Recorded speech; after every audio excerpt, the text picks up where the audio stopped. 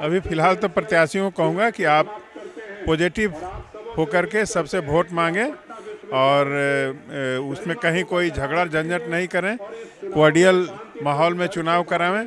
हारना जीतना कोई एक हारेगा ही, एक जीतेगा ही। हार जाता है तभी उसे संबंध बनाए रखें, कोऑर्डियल रिलेशन में इलेक्शन करावें। और आप देख रहे हैं न्यूज़ फॉर नेशन और मैं हूं सांत्वना आपके साथ। इस वक्त हम पटना यूनिवर्सिटी के प्रेसिडेंशियल डिबेट के मंच पर खड़े हैं, जहां तमाम छात्र संगठन के जो प्रत्याशी हैं वो अपनी बातों को रख रहे हैं, अपना दमखम दिखाने की कोशिश की जा रही है। यहाँ पर अपने वादों को रख रहे हैं ताकि वोटरों को लुभाया जा सके। मेरे पीछे आपको आवाज़ आ रही होगी। तमाम प्रत्याशियों की तरफ से लगातार कोशिश जारी है। चुनाव प्रचार प्रसार का आज आखिरी दिन है। आज रात 10 बजे के बाद चुनाव प्रचार प्रसार पूरी तरीके से बंद हो जाएगा, जिसके बाद आगामी 19 नवंबर को पटना यूनिवर्सिटी में 2 सालों के बाद चुनाव होना है। तैयारियां बिल्कुल धमाकेदार है। और अब हम बात करेंगे प्रोफेसर गिरीश कुमार चौधरी से, जो पटना यूनिवर्सिटी के वाइस चांसलर है, यानी कि वर्तमान कुलपति है। उनसे जानेंगे पटना यूनिवर्सिटी के चुनावी माहौल के बारे में, तमाम तैयारियों के बारे में। तो सर, क्या कुछ तैयारी है पटना यूनिवर्सिटी इलेक्शंस को लेकर इस बार, क्योंकि 2 सालों के बाद इस बार इलेक्शंस हो रहे हैं? देखिए, आप भी जानते हैं कि अभी कोविड के चलते 2 साल डिस्टर्बेंस था, जिसके चलते हम लोग चुनाव नहीं करा सके। पिछला बार हमने डिसीजन लिया था सीनेट के समय में कि फरवरी में चुनाव कराऊंगा, लेकिन उस समय फिर कोविड का कहर आ गया, फिर नहीं हो सका। अभी बीच में जो अभी थोड़ा सा गैप मिला, उस गैप में हमने सोचा कि इसमें चुनाव कराया जा सकता है।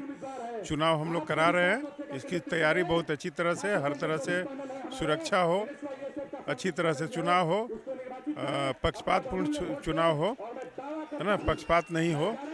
और हम उम्मीद करते हैं कि चुनाव शांतिपूर्ण होगा। तो सर, कितने केंद्र बनाए गए हैं 19 नवंबर के चुनाव को लेकर, और उस दिन की क्या तैयारियां हैं?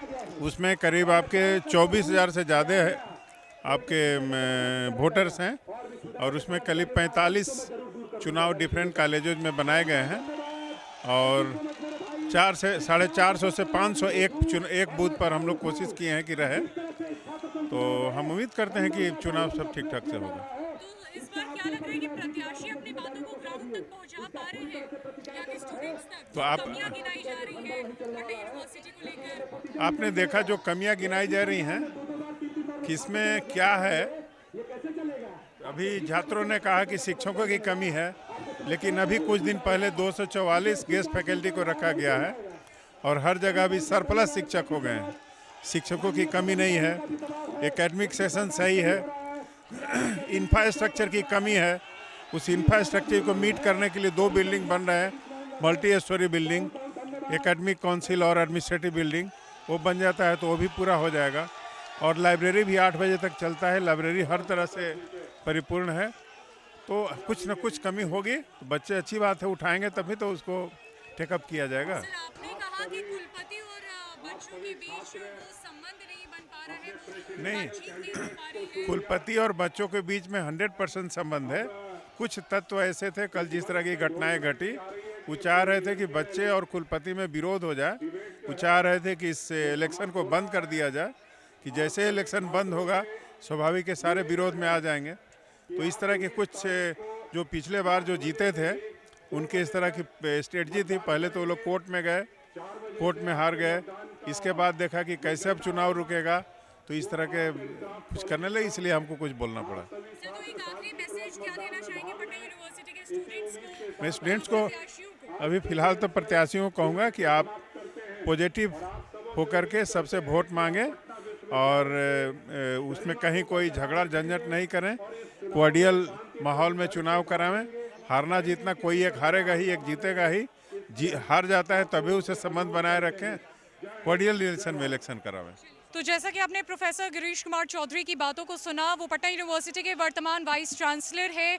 कुलपति ने तमाम बातों को रखा है चुनावी प्रक्रियाओं को लेकर। 19 नवंबर को चुनाव होना है पटना यूनिवर्सिटी में। 2 सालों के बाद ये चुनाव हो रहा है, जिसको लेकर तमाम तैयारियां युद्ध स्तर पर जारी है। ऐसे में आज चुनाव प्रचार प्रसार का आखिरी दिन है। रात 10 बजे तक ही ये प्रचार किया जा सकता है।